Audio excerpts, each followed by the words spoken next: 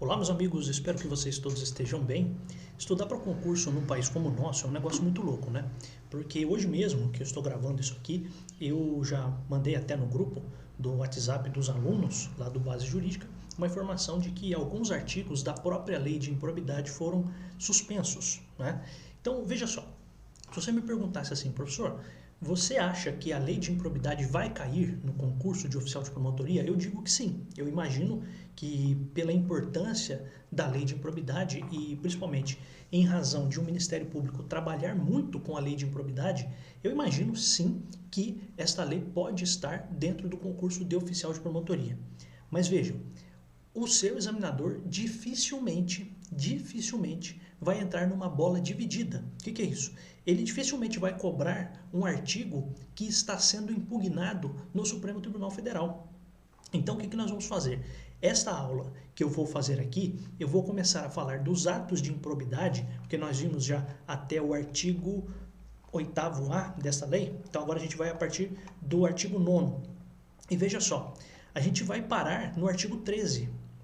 E, claro, não hoje, né? Então, possivelmente no vídeo de hoje, mais um vídeo ou no máximo mais 2 vídeos, a gente termina até o artigo 13.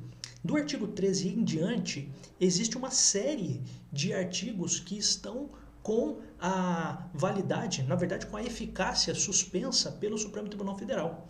Então eu vou depois gravar uma aula só com os itens que ainda não estão sendo alvo de nenhuma impugnação dentro do Supremo, porque de fato isso poderia trazer uma certa confusão, porque às vezes você pode estudar de um jeito, depois lá na frente é de um outro jeito, e aí é muito ruim para você estudar. Então, feitas essas considerações, preste atenção, e aí o ponto importante é a necessidade de você estudar com um material atualizado, com o professor também atualizado e mais do que isso, né, com o professor que tem essa experiência de dizer para você o que é que pode possivelmente não ser perguntado porque isso está ainda sub judice, e sub judice significa estar ainda em discussão na justiça, mesmo que esteja na lei, a própria Constituição autoriza que algumas coisas sejam discutidas pelo Supremo, tá bom? Então aqui a gente vai entrar no artigo 9º, então a gente está agora no capítulo 2º da lei de improbidade. Então isso aqui não tem, a princípio nisso aqui que eu vou falar, não há aí grandes questões relacionadas a impugnações judiciais. Quando houver eu vou falar, tá bom? Então o capítulo 2º dos atos de improbidade administrativa. E aí qual é o ponto? A gente, começando aqui a aula, falando então dos atos de improbidade administrativa, eu acho que mais do que você decorar o que, ou quais são as hipóteses de improbidade, eu acho muito interessante, e digo porque faço isso até hoje quando estudo, e fazia quando estudava para concurso, e faço hoje quando estudo, que é tentar entender o que está acontecendo. E aí, nesse ponto, você talvez fique mais fácil de você entender os atos de improbidade colocando cada atitude em um de 3 caixotes. Então imagine que existem lá 3 caixotes, né? Você pega alguma coisa, coloca dentro de um caixote. Pega alguma coisa, coloca dentro de outro caixote. Pega alguma coisa e coloca dentro de outro caixote. É basicamente isso. Por quê? Porque se você perceber, os atos de improbidade, que são inúmeros atos dentro da lei de improbidade, eles vão estar ou dentro de um caixote chamado enriquecimento ilícito, ou vão estar dentro de um outro caixote chamado de prejuízo ao erário, ou lesão ao erário, ou lesão aos cofres públicos, e podem estar também como violação de princípios da administração.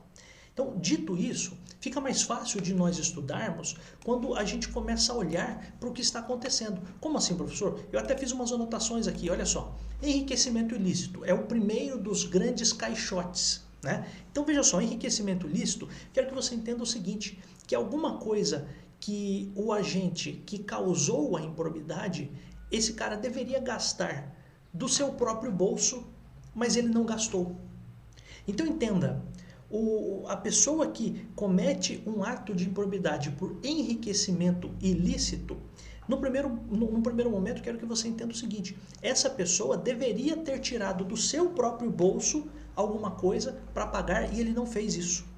Ele não gastou, ele não tirou do bolso. Por quê? Porque ele se aproveitou do que tinha dentro da administração pública. Ele se aproveitou da estrutura da administração pública. Então, por exemplo, você, inclusive, em certas situações, quero que você entenda que isso aqui dialoga com o direito penal. Quando a gente fala de peculato, por exemplo, que é um dos crimes lá do Código Penal, e este crime está dentro do seu edital para o concurso de oficial de promotoria, uma pessoa que pega alguma coisa dentro da administração, ele poderia, a princípio, estar ao mesmo tempo cometendo o crime de peculato, mas também ao mesmo tempo na parte administrativa, na parte da improbidade. Nossa, passou uma motoca muito maluca aqui, mas poderia estar também cometendo um ato ímprobo, um ato de improbidade, enquadrado no caixotinho do enriquecimento ilícito. Então, quero que você tenha essa visão. Por quê? Porque você vai fazer a prova de uma instituição que é diferente da VUNESP. E, por vezes, essas coisas podem dialogar, tá? Então, o enriquecimento ilícito, a pessoa deveria gastar do próprio bolso, mas ela não gastou. Por quê? Porque ela se aproveitou da estrutura da administração. Então, aqui o dinheiro deveria ter saído do bolso e não saiu, tá? Então, essa é uma explicação importante. Também é enriquecimento ilícito quando entra algum valor indevido nos bolsos do agente causador da improbidade. Então, veja só, entra algum valor indevido. Então, aqui a gente poderia ter os casos também que dialogam lá com o direito penal de corrupção passiva, do artigo 317 do Código Penal, né? Você sabe que também isso aqui poderia dialogar com o direito penal. Então, veja só, o que é o ato de enriquecimento ilícito? Podem ser de duas maneiras ou de duas situações. A primeira delas, alguma coisa deveria ter saído do bolso do agente e não saiu. Por quê? Porque ele se aproveitou da estrutura da própria administração pública. Então, esse é o primeiro ponto. Por que ele enriqueceu ilicitamente? Porque quando você deixa de gastar, na verdade, é claro, né? Às vezes não é o enriquecimento do cara ficar milionário, nem nada disso, mas quando a pessoa deixa de gastar o que ela deveria estar gastando, ela está aumentando o seu próprio patrimônio, ela está se enriquecendo ilicitamente. E uma segunda possibilidade, ainda dentro do enriquecimento ilícito, acontece quando o próprio agente da improbidade, o agente ímprobo, ele recebe alguma propina. Aqui, valor indevido, entenda, valor de corrupção, valor de propina que está entrando no bolso dele, tá? Então, um exemplo, o prefeito da cidade que manda servidores da prefeitura fazerem um muro no seu próprio terreno. Ora, quero que você, num caso como esse, que você entenda por que isso é um ato de enriquecimento ilícito. Entrou alguma coisa no bolso dele, ele pegou alguma coisa de alguém? Não. Ele não recebeu uma propina de ninguém, mas ele está se aproveitando da estrutura da prefeitura municipal, a estrutura do município, com os seus servidores, e pega aqueles servidores e leva para a casa dele, para o terreno dele, para que esses servidores que são pagos pela prefeitura, pelo município, para que essas pessoas façam o serviço lá no terreno dele. Então, veja só, ele deveria pagar um particular, ele deveria pagar alguém, um particular, para fazer isso para ele. Então, o dinheiro deveria ter saído do bolso dele e não saiu. Então, este é um caso de enriquecimento ilícito, tá? Então, aqui temos o primeiro dos lotes, né? Dos lotes não, o primeiro dos caixotes aqui, de improbidade, dos atos de improbidade. Então, enriquecimento ilícito. E aí, quando você vai falar de enriquecimento ilícito, olha o que diz o artigo 9º, né? Constitui ato de improbidade administrativa, importando em enriquecimento ilícito, auferir, ou seja, receber, mediante prática de ato doloso, então sempre com intenção. Não existe mais ato culposo, a gente até já viu isso, salvo engano, na primeira aula. Então, ato doloso.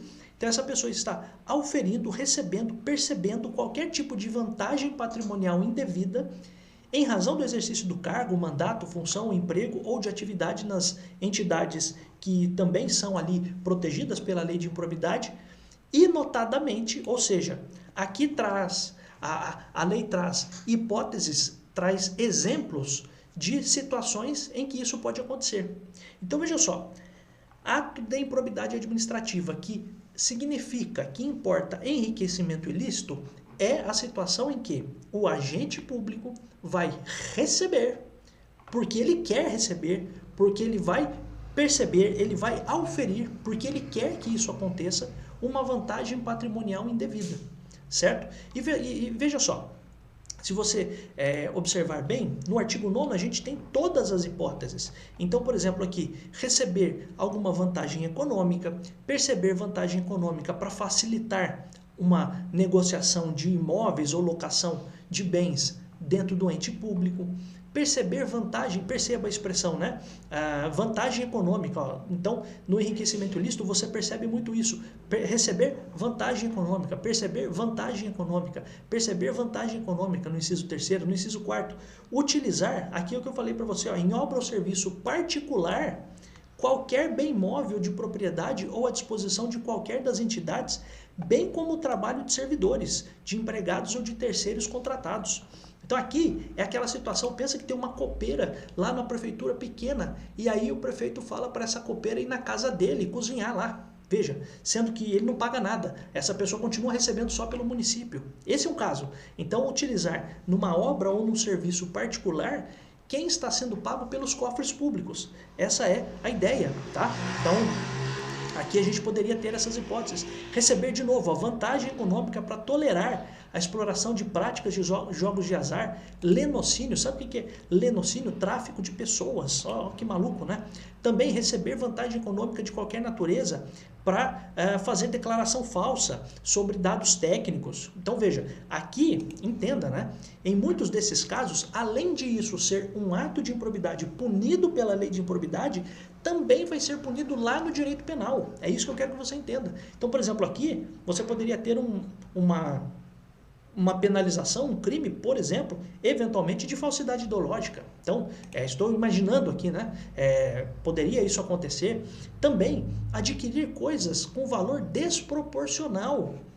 Então, alguma coisa que a pessoa está recebendo, então o cara ganha R$2.000 e está andando de carro importado. Como é que pode isso, né? Então, isso também é um enriquecimento ilícito, né? É claro, nesse caso, no inciso 7º, a pessoa que está com um bem muito acima do quanto ele ganha, ele pode provar. Isso é o que diz o inciso 7º, assegurada a demonstração pelo agente da licitude da origem dessa evolução patrimonial. Então, por exemplo, o cara pode ter ganhado na loteria, pode ter recebido uma herança, uma doação, tudo bem, não tem problema, não significa que a pessoa que ganha um valor baixo não pode ter alguma coisa maior. Mas, o que deve acontecer? Ele tem que se preocupar em provar que ele recebeu isso licitamente, tá? Então imagina um cara que ganha, sei lá, R$2.000 e ele está morando num apartamento de R$5 milhões. Como isso? Por que isso acontece? Então imagina que ele ganhou na loteria, comprou um apartamento, imagina que ele recebeu de herança, imagina que alguém emprestou para ele, tá tudo bem, não tem problema. Agora, qual é o ponto? Ele precisa provar que aquilo que ele tem que é incompatível com o patrimônio dele, que aquilo foi obtido de modo lícito. Então, o servidor que compra coisas muito acima do que ele pode pagar está cometendo o ato de improbidade. A lei presume que ele está praticando o ato de improbidade, mas permite que ele prove a origem lícita do bem, tá? Então, isso é um ponto importante. Então, aqui também aceitar emprego, comissão ou exercer atividade de consultoria que tenha interesse da administração pública. Perceber, de novo, a vantagem econômica para intermediar a liberação ou aplicação de verba pública. Né? Isso aqui é o que a gente chama de lobby. Né? Então, o que é o lobista? Lobista, você pode ter algum particular, mas você também pode ter, por vezes, algum agente público. Né? Então, imagine o seguinte, que você trabalha numa repartição pública e você conhece alguém que faz um certo serviço e você quer que aquela pessoa preste um serviço para a repartição pública. E aí, em troca disso, esta empresa que vai prestar o serviço para a repartição pública te paga ali uma gorjeta, uma comissão por você ter conseguido com que esta empresa venha prestar o serviço no ente público. Então, você está recebendo ali, isso tem um nome, né? Isso é uma propina, né? Não tem outro nome, né? Então, também é enriquecimento ilícito, receber vantagem econômica, de novo, para omitir um ato de ofício, né? Então, isso aqui poderia, inclusive, como ele vai omitir um ato de ofício, isso aqui se encaixa lá no crime de corrupção passiva, usar em proveito próprio bens, rendas ou valores do patrimônio público. Então veja, professor, eu preciso decorar tudo isso? Não. Quando você lê, eu quero que você leia, tá? Eu quero que você volte nisso aqui e leia isso aqui mais de uma vez. Mas mais importante do que eu ficar dizendo aqui para você item por item, primeiro, eu queria destacar para você alguns pontos. Então, o item quarto, aqui o inciso quarto, é bem importante, porque isso aqui acontece muito, né? Então, usar em serviço particular alguma coisa que é pública. Então, isso aí você pode ter desde do vereador, que em vez de usar o veículo oficial para fazer uma viagem oficial, ele vai para a praia, vai para... Entendeu? Então, esse é o ponto, tá? Então, utilizar num serviço ou obra particular alguma coisa que é pública. Não, o que é público tem que ser usado em benefício público, né? Então, arrumar a casa do prefeito lá, que eu disse para você, o que aquilo tem a ver com o interesse público? Nada, né? Então, essa é a ideia, tá? E aí, amigos, um ponto importante que eu quero que você se lembre, portanto, é que o enriquecimento ilícito, ele significa a pessoa deixar de gastar quando deveria gastar, e ela deixou de gastar por quê? Porque ela usou a estrutura do ente público, ou então quando ela recebeu alguma coisa indevidamente. Então o cara foi ali meio que um intermediário para que uma empresa fosse contratada e ganhou um dinheiro para aquilo, recebeu uma propina para alguma coisa. Então veja, esses são indicativos de que houve ali o enriquecimento ilícito, tá? Então esta é a primeira grande classificação que eu quero que você tenha em mente. Então, os atos de improbidade administrativa, o primeiro desses atos, em qual classificação nós vamos colocá-los? Como enriquecimento ilícito. A pessoa deixou de gastar quando precisava gastar e também no caso de a pessoa de fato receber algum valor indevido em razão do seu cargo público, tá? Segunda hipótese. A gente fala de atos que causam prejuízo ao erário. Prejuízo ao erário, erário significa cofres públicos. E veja, uma situação interessante. O que é e o que pode diferenciar o enriquecimento ilícito do prejuízo ao erário? Primeiro eu vou dizer o que é o prejuízo ao erário. É fazer cortesia com o chapéu alheio. Até coloquei aqui. O que isso significa, professor? A pessoa vai trazer um prejuízo para a administração numa situação em que a administração pública não poderia abrir mão daqueles valores.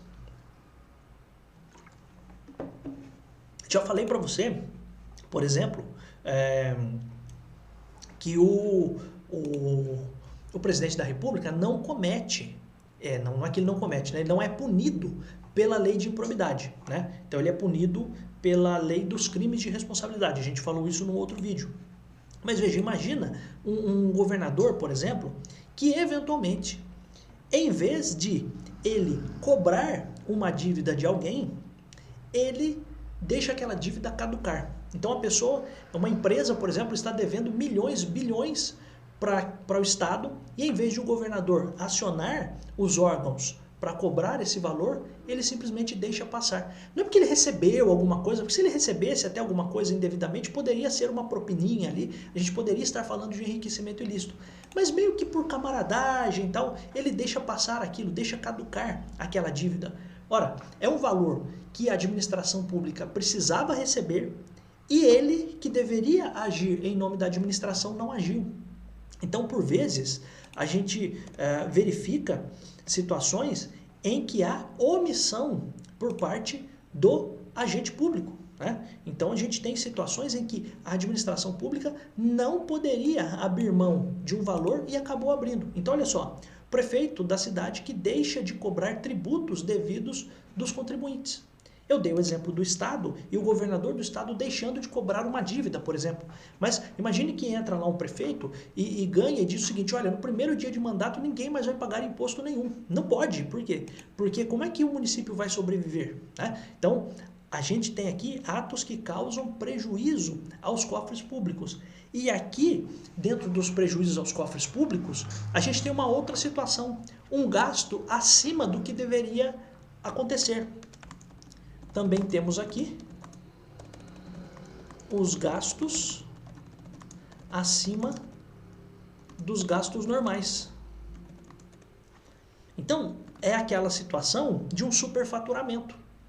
Então, veja só, você vai fazer, e isso sabe como que pode acontecer? Às vezes você tem uma obra acontecendo e o ente público não fiscaliza aquela obra e deixa passar muito tempo, chega num certo momento ele resolve cobrar da empresa e dizer o seguinte: e aí, vocês vão terminar essa obra, não vão terminar, o que vai acontecer?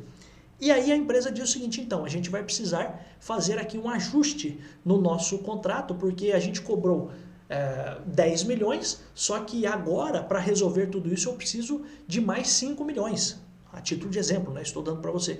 Então, aquilo que custaria 10 milhões, por conta de um atraso, de uma omissão por parte do administrador público, aquilo ficou mais caro, né? Não é nem que ele recebeu nada por fora, porque veja, se ele recebeu alguma coisa, pense sempre em enriquecimento ilícito. Se entrou no bolso dele, a princípio pense em enriquecimento ilícito. Agora, o prejuízo ao erário, sabe o que é? Não é o cara desonesto só, é o cara ruim de serviço.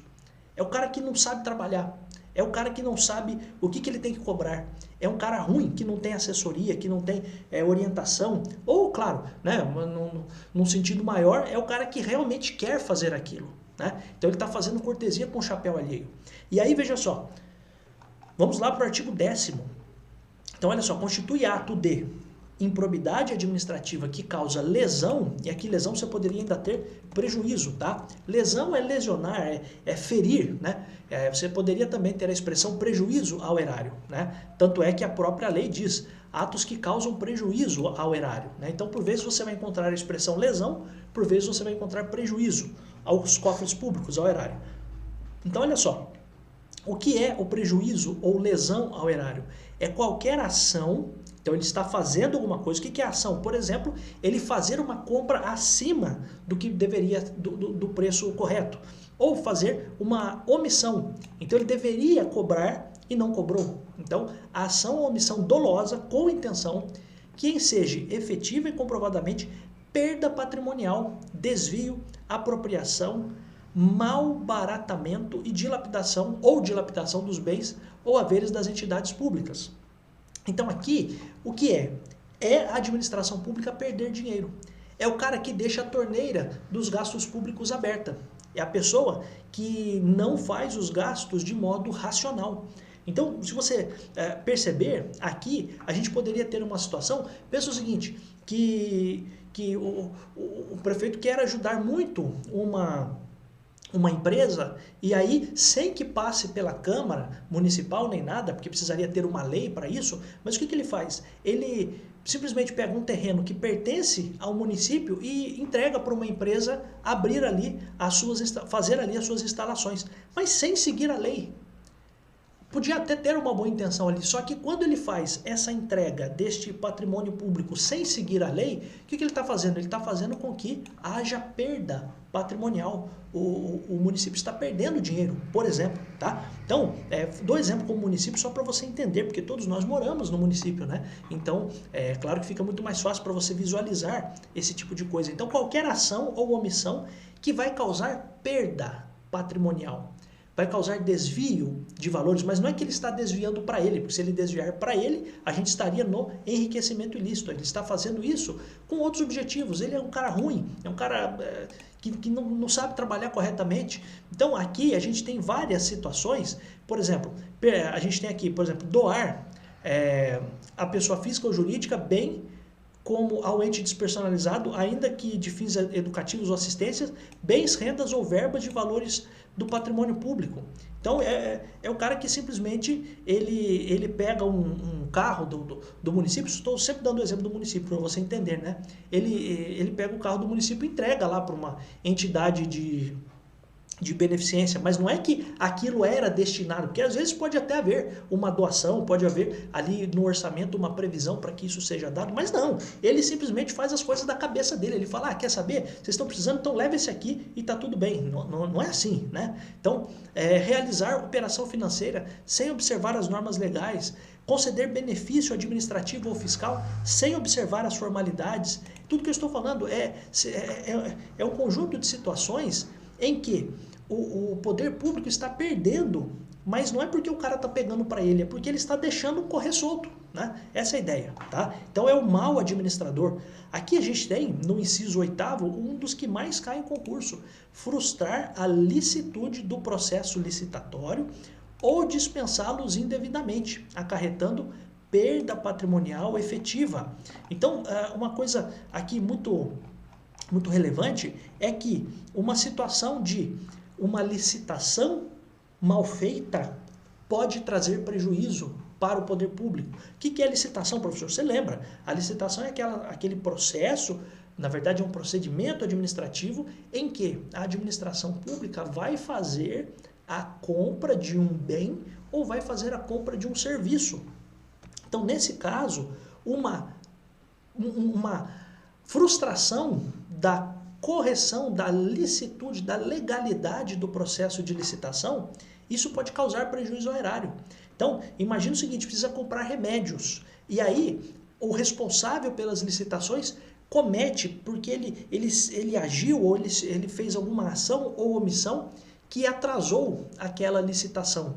E aí o que acabou acontecendo? O ente público precisou comprar com urgência e comprou mais caro. Então veja só, imagine que o pregoeiro, vou até colocar aqui, o agente de licitações faz ou deixa de fazer alguma coisa em um procedimento licitatório que causa o seu atraso. Mas como o item, o bem, precisa ser comprado, medicamentos, por exemplo,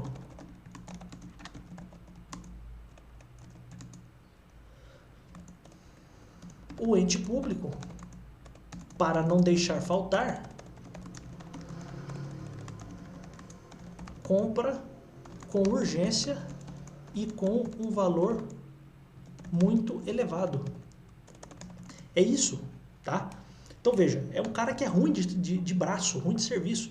Então é uma situação em que a pessoa fez alguma coisa de errada ali no procedimento de licitações e imagina o seguinte, existem tantos medicamentos que são de uso contínuo, que todas as farmácias dos entes públicos precisam ter, farmácias populares, as farmácias dos postos de saúde, unidades de atendimento, e aquilo não foi comprado. E agora, o que vai acontecer? Não tem o medicamento para a semana que vem. E aí, se a licitação, imagina que isso vai demorar mais 2 meses para terminar todo o processo. E quem vai tomar o remédio para a semana que vem? O ente público vai deixar faltar o remédio? Por vezes ele não deixa. O que ele vai fazer? Para não deixar faltar, ele vai correr e comprar no lugar, ainda que seja por preço mais caro, e ele vai justificar dizendo o seguinte, olha, estou comprando agora porque deu um problema lá na licitação, e eu vou precisar comprar aqui mais caro. E agora, se isso for de fato apurado e se apurar que houve erro, o responsável por esse erro, por esse atraso, vai pagar, vai ficar responsabilizado por esse ato de improbidade. Essa é a ideia. Então, esse é um dos pontos que muitas vezes são tidos como exemplo, né? Isso pode ser tratado como exemplo num concurso. Então aqui, ponto principal se você começar a ler as hipóteses aqui, e de novo, notadamente significa o quê? São exemplos apenas, tá? São exemplos.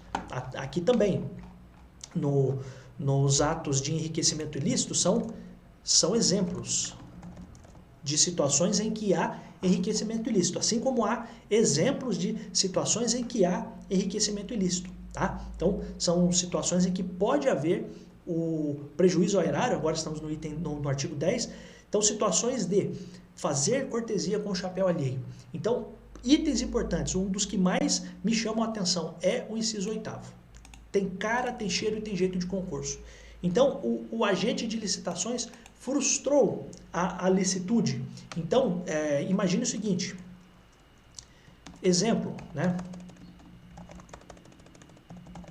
Então, exemplo 2, esse aqui é o exemplo 1. Exemplo 2, só para que você entenda. O agente de licitações não verificou, porque não quis verificar, que uma empresa que participaria da licitação está irregular. Ora, se essa empresa está irregular, o que o agente de licitações devia fazer? Devia excluir essa empresa. Só que ele deixou, ele olhou aquilo e falou, deixa, ninguém vai ver. Ele deixou. porque os atos precisam ser dolosos.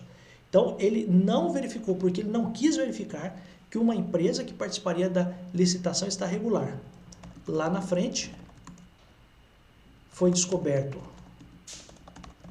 o fato e a licitação foi anulada. Ou seja, foi considerada ilícita. Então, isso é frustrar a licitude da licitação, do processo licitatório. O cara deveria olhar aquilo, não quis olhar, e aí alguém descobriu que estava errado, e aí o que teve que fazer? Ó, isso aqui não pode ficar assim. Vamos ter que cancelar isso aqui, porque essa licitação que foi feita está ilícita, tá? Então, esse é o ponto. Então, nesse caso, também a gente teria aqui um prejuízo ao erário. E uma outra situação é uma situação em que, ó, exemplo 3, existem hipóteses na lei de licitações, a lei de licitações não vai cair para vocês, mas só para que você entenda, né? Na lei de licitações em que a licitação pode ser dispensada. Ou seja, não haverá licitação. Isso significa que o ente público vai comprar diretamente de alguém. Isso não significa que não houvesse, eventualmente, a possibilidade de fazer a licitação, mas a própria lei diz, ó, não vai fazer e pronto, né? Existem situações em que não dá, você não tem tempo para fazer isso. Então, pensa, por exemplo, num caso de, agora que a gente teve da pandemia, né? Então, uma situação de urgência extrema, não dava para esperar ter o processo de licitação, todo mundo trazer documento. Por vezes, o poder público tinha que ir lá e comprar diretamente alguma coisa para suprir a necessidade da população.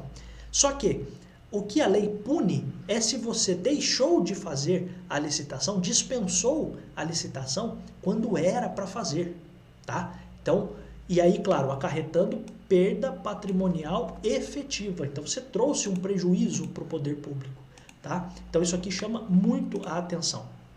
Outro que chama bastante atenção é esse aqui, ordenar ou permitir a realização de despesas não autorizadas em lei.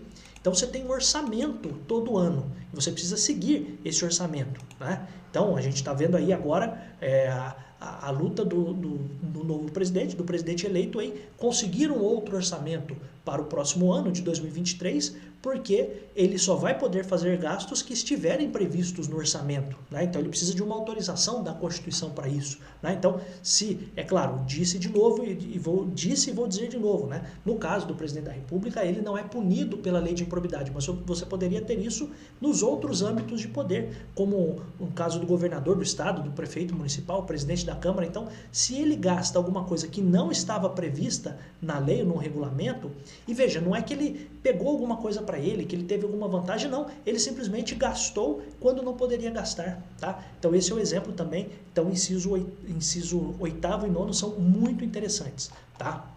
E todos os outros aqui, se você perceber, sempre tem essa ideia de você deixar o patrimônio público exposto, de deixar o patrimônio público em prejuízo, tá? Então, o ponto principal é esse. Em algumas hipóteses, você pode até pensar o seguinte, por exemplo, o inciso 20, liberar recursos de parcerias firmadas sem observância das normas. Então, é claro, né, existem entidades do poder público que fazem, por vezes, parcerias com entes particulares, com empresas e com agentes particulares. Agora, isso precisa ser feito dentro da lei.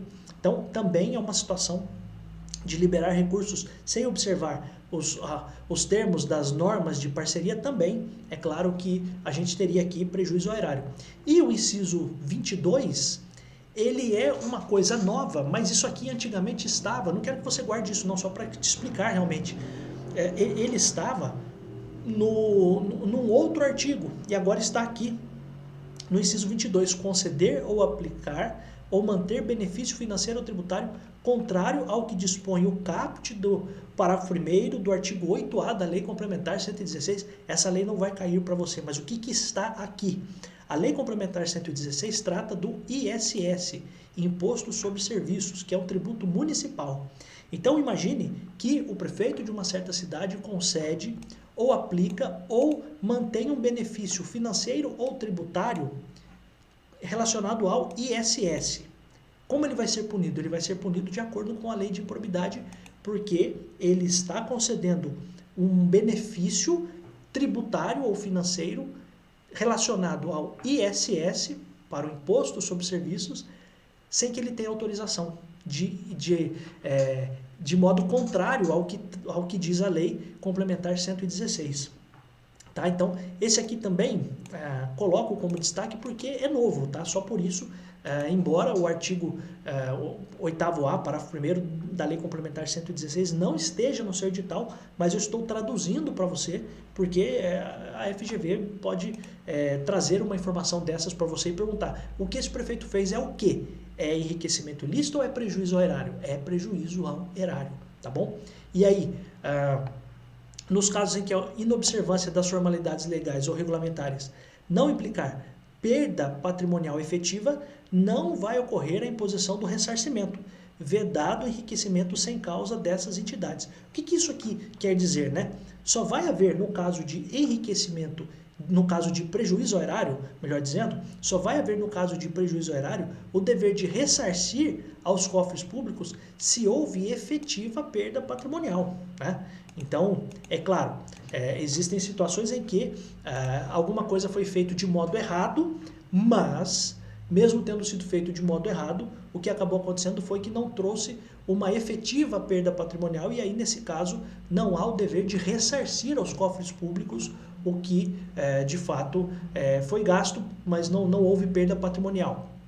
Então, ou foi algum valor irrisório, ou, eventualmente, aquilo foi reposto, enfim. Mas o ponto principal não há, e essa informação é importante, não há a imposição do ressarcimento numa situação em que não houve efetiva perda patrimonial. Então, é claro que se não houve, não há o dever de indenizar, tá?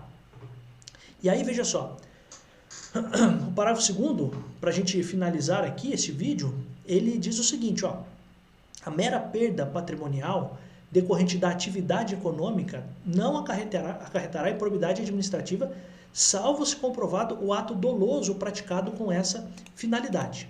Então, veja só, imagina que, em primeira coisa, quero que você se lembre, o Estado, por vezes, ele vai atuar na atividade econômica.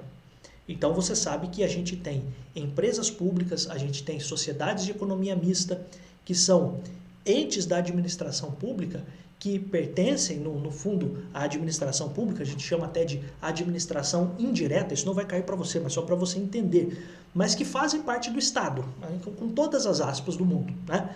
E, por vezes, eles tomam atitudes que são decorrentes da atividade econômica. Quer um exemplo? Por exemplo, havia um questionamento sobre a presidente Dilma, sobre a venda de uma refinaria da Petrobras, lá nos Estados Unidos, tal.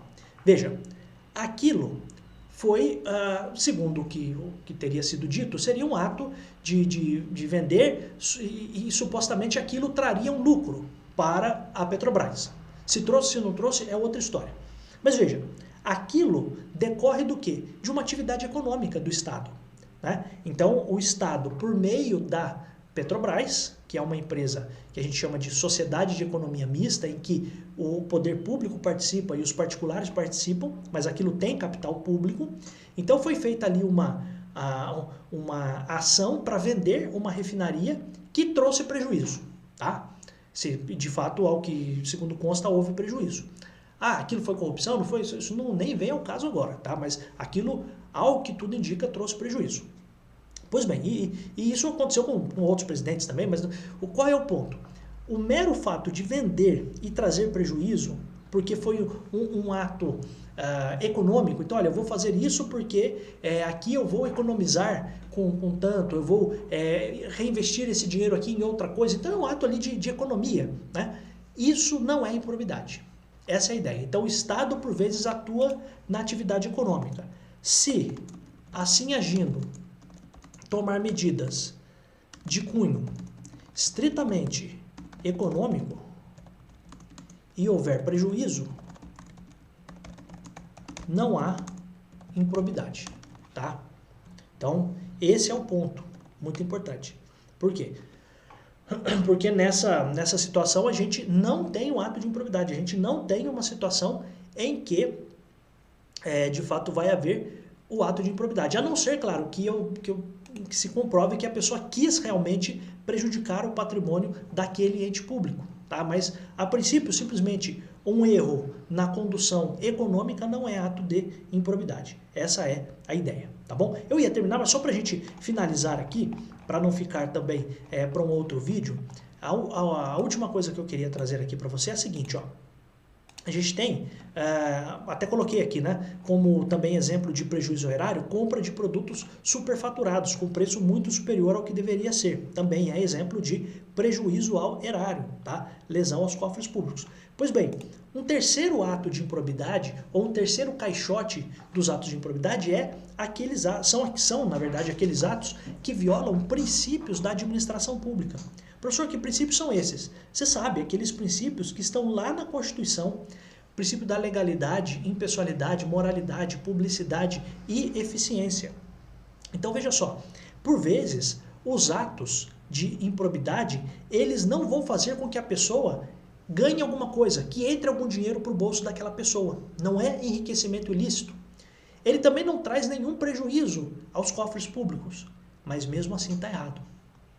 Então isso são atos de improbidade que violam princípios da administração. Então veja só, um ponto importante que eu queria chamar sua atenção aqui é que a gente está no artigo 11 e diz assim, constitui ato de improbidade que atenta contra, que vai contra, tá?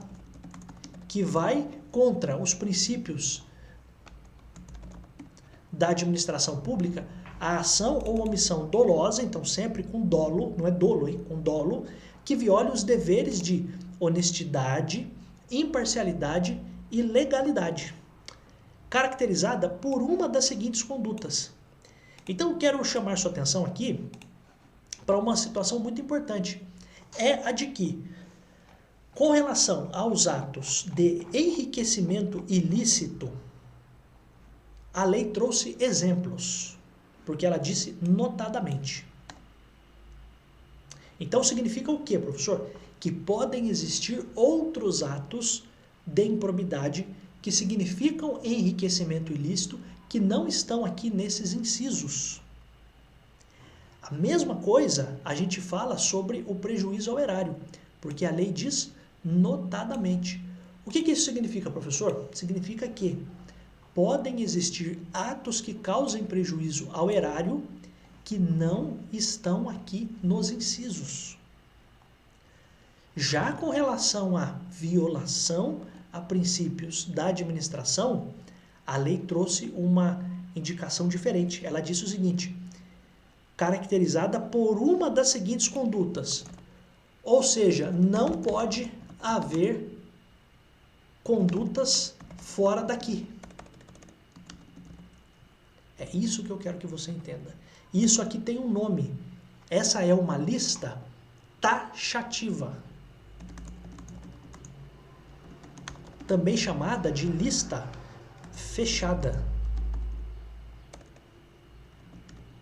E se o seu examinador quiser ainda complicar mais, as hipóteses de violação de princípios da administração estão em numerus clausus. É um nome estranho, né? Mas seria em número fechado. Clausus é de fechado, né? Quando você fala que alguma coisa está enclausurada, está fechada, né? Então aqui são variações dessa situação. Isso aqui tem muito cara, cheiro e jeito de concurso. Por quê? Porque o seu examinador poderia fazer as afirmações dizendo que atos tanto de enriquecimento ilícito, prejuízo ao erário ou violação a princípios, que todos eles estão numa lista, num rol exemplificativo. E não, tá? Eu até vou colocar aqui, ó, lista taxativa ou rol taxativo. Rol e lista é a mesma coisa, né? Então, mas por vezes você pode ter uma palavra dessas e você ficar com receio de responder na prova. Qual é o ponto aqui? O ponto aqui, para a gente finalizar realmente o vídeo, é que os atos que violam princípios da administração não podem estar fora do que estão aqui no artigo 11 e seguintes. Esse é o ponto importante. Então aqui você tem, por exemplo, o fofoqueiro. Então, veja, revelar fato ou circunstância que deva permanecer em segredo. Inclusive, isso é um crime que a gente já viu lá no direito penal, violação de sigilo funcional. Então, além de a pessoa responder criminalmente, também é um ato de improbidade. Revelar um fato que deva permanecer em segredo. Negar publicidade a atos oficiais, ou seja, a pessoa faz as coisas e viola a publicidade. Né? Então, claro, exceto em razão de ser imprescindível para a segurança do Estado e tal, mas o cara está fazendo todo o resto na surdina. Né? Então, imagina decretar sigilo sobre as coisas, né? Já viu isso? Né? Mas é que o presidente da República não é punido pela lei de improbidade. Mas imagine um governador que decreta sigilo sobre tudo. Né? Seria, no caso, eventualmente, uma incorrência aqui numa violação de princípio da administração, né? A não ser que seja segurança do Estado, segurança da sociedade. Outra coisa, frustrar em ofensa à imparcialidade o caráter concorrencial de concurso público, de chamamento ou procedimento licitatório com vistas à obtenção de benefício próprio, direto ou indireto de terceiros. Aqui tem uma pegadona de concurso. Por quê? Porque quando você tem a licitação, é um monte de gente, um monte de empresas concorrendo, né, para eventualmente ser escolhida a melhor proposta, proposta mais vantajosa para a administração. E veja só, quando a gente tem prejuízo ao erário, e a gente está lá no artigo, nós estamos no artigo 10, a gente tem lá frustrar a licitude da licitação. Já como violação de princípio à administração, da administração, a gente tem frustrar a concorrência no concurso público. Ou ainda, frustrar um procedimento licitatório para obter alguma vantagem. Então, olha só, quando a gente está falando de licitação, o que eu quero que você tenha em mente é, se eu ofender, frustrar é ofender, é violar a licitude de uma licitação, eu estou falando de prejuízo ao erário. Então, ó, prejuízo ao erário, licitude da licitação, está lá no artigo 10º. Já se eu violar princípio à administração, como que eu faço isso quando tem a palavra também licitação? Eu faço isso quando eu estou ofendendo a imparcialidade. Ou seja, eu quero que alguém seja contratado. Então eu já faço tudo, eu já direciono tudo para que alguém seja contratado. Olha que coisa, né? Então, qual é o ponto aqui? Aqui também entra a questão do concurso público. Né? Então, também é a mesma coisa, concurso público. Então, um ente público que abre lá um concurso público e quer chamar uma certa pessoa e direciona tudo para que aquela pessoa seja aprovada. Né? Então, isso é violação a princípio da administração. Tá? Então, pontos importantes. Também deixar de prestar contas, revelar que se chegue a conhecimento de terceiro alguma coisa, alguma medida econômica, né, que vai afetar o preço de uma mercadoria. A gente poderia ter, eventualmente, descumprir as normas de fiscalização e aprovação de contas. Outra coisa, né, aqui a gente tem nomear cônjuge, companheiro ou parente em linha reta, colateral ou por afinidade até terceiro grau, inclusive, da autoridade nomeante ou do servidor da mesma pessoa jurídica, investido em cargo de direção, chefia ou assessoramento para o exercício de cargo em comissão, confiança ou ainda na função gratificada da administração pública, em qualquer dos poderes. Veja só, existe uma proibição do nepotismo. Então isso aqui é a proibição do nepotismo. O que é o nepotismo? É contratar parentes. Então, quando eu contrato parentes, a ideia, em primeiro lugar, e parentes até que grau? Até o terceiro grau. Não precisa saber o que é terceiro grau, só precisa entender que é até o terceiro grau. Veja, quando eu contrato ou indico parentes até terceiro grau, eu coloquei em verde porque isso aqui tem muita cara de concurso, hein? Isso poderia se revelar como um ato de improbidade que viola, que vai contra princípios da administração pública. Então, também, bem interessante. Então, aqui, da lista que só pode ser aqui, só pode constar aqui, dos atos que violam princípios da administração, alguns me chamam a atenção. Por exemplo, esse aqui, o inciso 5º, com relação a violar a imparcialidade. o caráter concorrencial. Então, eu não posso ter um jogo de cartas marcadas, né? Então, aqui eu até coloquei essas diferenças para vocês, né? Então, quando eu falar de licitude simplesmente do processo licitatório, eu estou falando de prejuízo ao erário. Quando eu falo de violação a princípios, e claro, aqui, claro, tem a indicação de perda patrimonial efetiva, né? Precisa haver perda patrimonial efetiva para a administração, que eu estou falando de prejuízo ao erário. Aqui, estou falando de violação a princípio da administração, porque eu estou direcionando, né? O cara pode até, no caso da licitação, pode até ter a proposta mais barata, mas se eu estou direcionando para ele, está errado, né? Então, por isso que eu não posso ofender a imparcialidade. Tem que ser todo mundo concorrendo nas mesmas condições. Mesma coisa com o concurso público, todo mundo tem que competir em igualdade de condições. E aqui também, como eu disse para vocês, o que chama atenção é o inciso 11, que é a questão do nepotismo, tá? Então, outra coisa que também chama bastante atenção, porque é uma coisa nova, lá na Constituição a gente tem a proibição de que o administrador público faça publicidades ou promoção pessoal do seu próprio nome naquilo que ele faz. E isso é um ato de improbidade, ó. Praticar no âmbito da administração pública e com recursos do erário, então precisa ser com dinheiro público, publicidade que contraria o parágrafo 1º do artigo 37, de forma a promover inequívoco enaltecimento do agente público e personalização de atos, programas, obras ou serviços. Também é ato de improbidade a publicidade ilegal do governante, tá? Então esse é um ponto aqui interessante.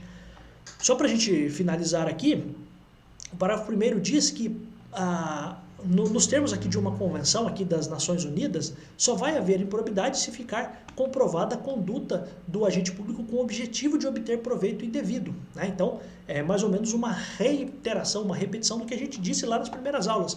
Para comprovar a improbidade, é necessária a prova efetiva de que o agente se beneficiou ou quis beneficiar as outras pessoas, tá? Então, essa convenção aqui e tal, ela diz isso, tá? Então, ponto importante é, para punir por improbidade, eu preciso provar que a pessoa realmente quis cometer o ato de improbidade. O parágrafo 2º diz assim, aplica-se o parágrafo 1º a quaisquer atos de improbidade administrativa tipificados nesta lei e em leis especiais. Foi aquilo que eu disse, a gente já disse numa aula que existem outros atos que são punidos não pela lei de improbidade, mas, por exemplo, disse lá sobre o Estatuto da Cidade, né, que tem hipótese de improbidade. Então, em todos esses casos, você precisa provar que a pessoa realmente quis cometer o ato, né? O enquadramento da conduta funcional na categoria de que trata esse artigo pressupõe, de novo, está repetindo, demonstração objetiva, ou seja, uma demonstração clara, real, da prática de ilegalidade. Ou seja, para que o agente seja condenado, é necessário indicar claramente qual artigo da Constituição ou qual artigo de lei ou de decreto foi violado. Então, isso precisa estar muito bem claro, tá?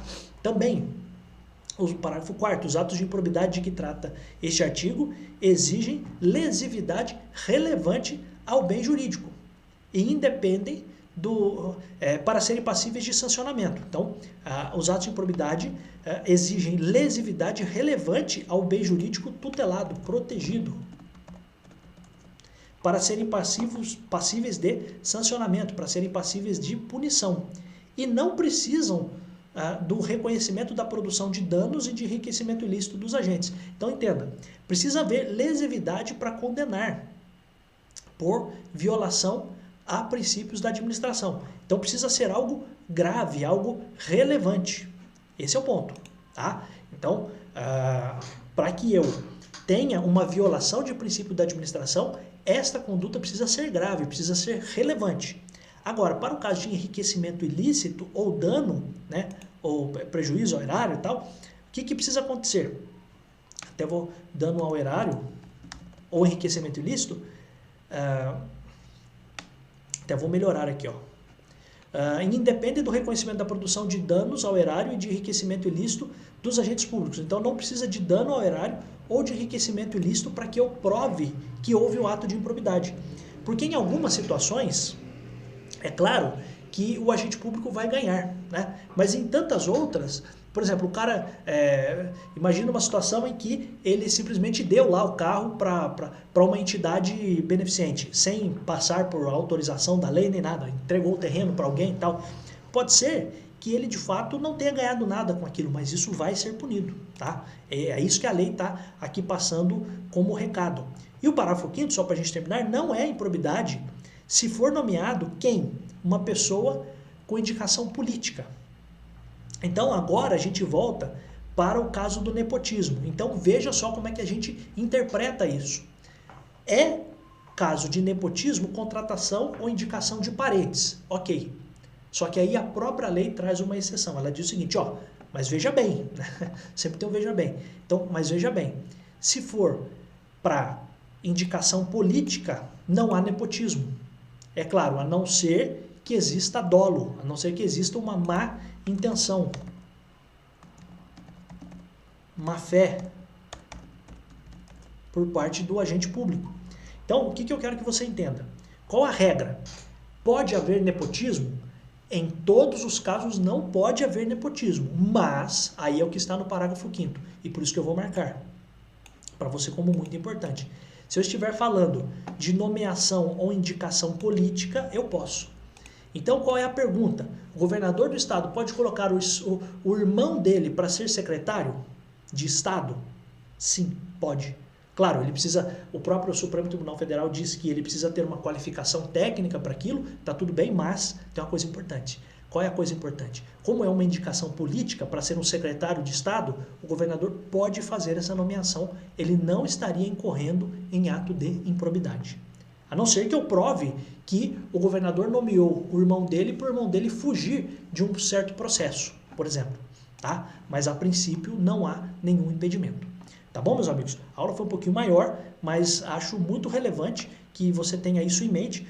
Se você gostou desse conteúdo que está aqui, esse conteúdo está lá também dentro do Base Jurídica com essas anotações. Essas anotações são muito importantes, tá? E lá dentro do Base Jurídica, a gente também tem outras aulas inéditas do edital de oficial de promotoria que não estarão aqui no YouTube, tá bom? Então, deixo isso muito claro, porque lá nós já temos centenas, e graças a Deus, né, centenas de pessoas que estão lá dentro desse grupo, né? As pessoas também estão dentro de um grupo de WhatsApp que elas podem me mandar dúvidas e eu paro, de fato, separo uma parte do meu tempo dentro do meu dia para fazer as respostas para as pessoas ali, respondendo as questões. Isso você dificilmente vai encontrar em outro lugar, né? Então, tem um curso aí que está fazendo com que alunos respondam outros alunos. Não, né? Tem que ser o professor, meu Deus, né? Tem que ser o professor para responder, né? Então, eu também disponibilizo essa opção, tá? Então, a pessoa que entra lá no Base Jurídica tem também a possibilidade de fazer perguntas para mim. É claro que algumas perguntas eu até digo, olha, você vai encontrar isso aqui nesta aula, mas se é uma dúvida relevante, eu vou lá e respondo ou em texto ou em áudio, então não tem problema nenhum. Então, se você quiser entrar lá, eu recomendo fortemente que você entre, o link está aqui embaixo. Se você tiver alguma dúvida, posso dizer para você o seguinte, você vai pagar R$20 por mês em 12 vezes. É um valor irrisório para você ter acesso a um conteúdo excelente, muito bom. Se você gosta do conteúdo que está aqui no YouTube, você vai gostar do conteúdo que está lá. Lá a gente vai também fazer revisões, vai fazer questões, tem aulas de aprofundamento, tem aulas, como eu disse, inéditas, que não estarão aqui. Então eu recomendo que você entre lá, porque eu tenho certeza de que você não vai se arrepender. E mais do que isso, você tem 7 dias para experimentar. Não gostou? Pede o dinheiro de volta, é reembolsado e acabou. Não tem problema nenhum, tá? Então eu não fico com dinheiro de ninguém que não queira estar comigo lá para a gente ir juntos até o dia da sua prova, tá? Então, você comprando, adquirindo o Base Jurídica, você também vai ter acesso à super revisão para o concurso de oficial de promotoria, que vai ser feita aí alguns dias antes da prova, que também vai te ajudar muito a potencializar tudo isso que está sendo dado aqui, tá bom? Então, fico muito agradecido se você puder curtir e compartilhar esse vídeo, eu ficaria também muito agradecido, também ficaria muito agradecido se você fizesse sua inscrição no canal, porque, é claro, é importante que o canal cresça e eu ficaria muito agradecido se você fizesse isso, tá bom? Eu volto em tantos outros vídeos, sim, porque eu adoro estar aqui. Tchau!